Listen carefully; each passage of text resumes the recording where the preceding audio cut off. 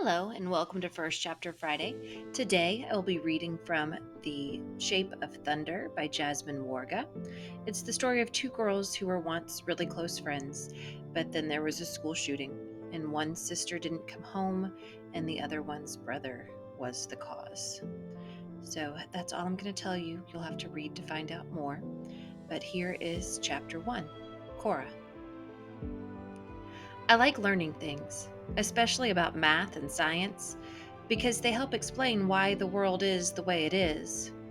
A famous mathematician once said, "Mathematics is the music of reason." I've always believed that.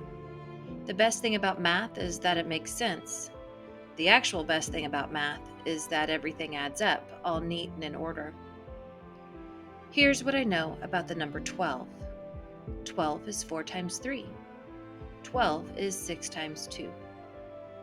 12 is 10 plus 2. This is all simple math, right? Elementary school stuff. Reason and logic.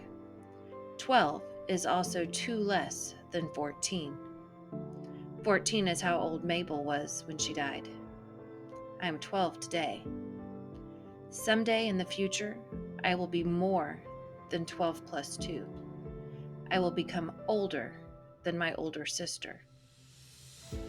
There is no music in that fact. There is absolutely no reason. It does not add up, all neat and in order. "You ready, Corey?" Dad asks as he slips on his navy windbreaker. Grams is standing beside him in her puffy red coat. It's not even that cold outside, and she's been wearing it for 10 minutes already. Grams is always ready before everyone else. "We really don't have to go." "Of course we do." Dad gives me a smile, and I know it's supposed to look encouraging, but I can see the sadness leaking out behind it. "Don't be silly," Graham says, draping an arm around my shoulder and pulling me close enough to her that I can smell her hair that always smells like lemons. Graham's is the only person I know who washes their hair with a bar of soap instead of shampoo. "We always go to Pete's." This is true. Going to Pete's for birthdays has been a Hammed family tradition for as long as I can remember. We go, all four of us, Graham's, Dad, and Mabel, and me. We sit in the same back corner booth, the one with saggy cushions, and order chocolate milkshakes and an extra large pizza. Whoever's birthday it is gets to pick the pizza toppings. For Mabel's, we'd always get barbecue chicken. Dad usually picks veggie, though I think he only does that because he's always trying to get everyone to eat more vegetables. When Mabel and I were younger, he printed off a copy of a nutrition guide, circled the vegetable and fruit section, and hung it up on our wall. Mabel let it stay for a day, before ripping it down and replacing it with a picture of a rainbow she'd drawn at school. Graham's usually chooses whatever the monthly special is, and me, I pick cheese. Mabel used to say that cheese was boring, and well, the truth is, I'm a little bit boring. Boring is okay with me. Boring is safe. Boring is your sister coming home from school like you expect her to. "What's this?" Graham says. She's been idling on the porch, whereas Dad and I have already made it halfway down the driveway to where Dad's car is parked. She picks up a cardboard box. There's a thick piece of duct tape running diagonally across it to keep it shut. "Sweet pea, it has your name on it. Must be a birthday present." I give her a confused look. There's no one besides Grams or Dad who would get me a birthday present. Maybe Owen. My stomach flips a little at that thought, and then I feel guilty. Now, of all times, is not right for my body to be doing the new fizzy thing it does when I think of him. Graham studies the box, holding it out toward me. I know exactly who the box is from the moment I see the chunky handwriting that slopes to the left. A sticky knot forms in my throat. Grams must recognize the handwriting too because she says, "Oh, it's from Quinn. Did you invite her to come with us to Pete's?" Graham asks. She casts a quick glance toward Quinn's house, which is right next door. Like it's always been. even though I've spent the last 10 months trying to pretend like it doesn't. I shake my head. I can't bring myself to say words. Graham should know I didn't invite Quinn. I haven't talked to her since that day. The day Mabel died. November 11th. Dad clears his throat. You could have invited her. I know I'm about to get another big lecture from Dad and Grams about how I should still be friends with Ken Macaulay. The conversation always goes the same way. They tell me that I shouldn't hold what Quinn's brother did against her, that Mabel wouldn't want me to punish Quinn.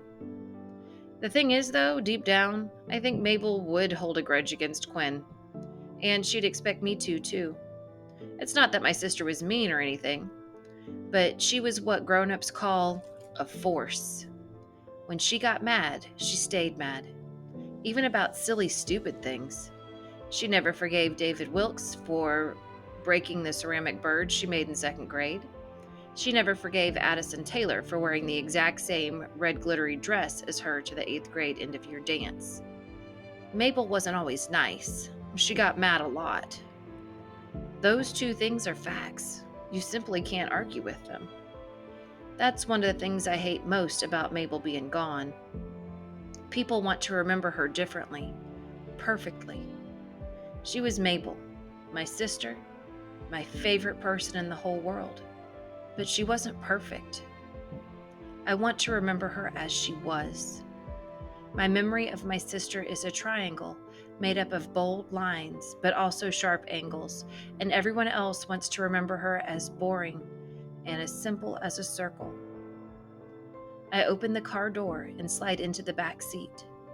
Grams holds on to the package from Quinn, cradling it in her lap, as Dad steers the car out of the driveway. I keep sneaking glances at the box, wondering what could possibly be inside, even though I don't want to be thinking about it. I don't want to be thinking about the Macaulay family at all. Outside the car window, the sun is hanging low in the sky, about to slip below the horizon, and it's making a hazy orange trail. We drive by tree-lined streets and manicured postage stamp-sized lawns where the leaves have been raked into neat piles by the curb. September, my birthday month. It used to mean new school supplies, freshly sharpened pencils and blank notebooks. School used to be a place that was safe, a place where I learned things. But last year, I learned the worst thing. No place is really safe. So these days, when I think of September, I think of it as that time of year when the night starts earlier and lasts longer, a darkness that comes and doesn't leave. Dad steers the car along the road that will lead us downtown. Chestnut, my hometown, is one of a collection of small Ohio towns that are along the old railway line, which means we have a little downtown type square.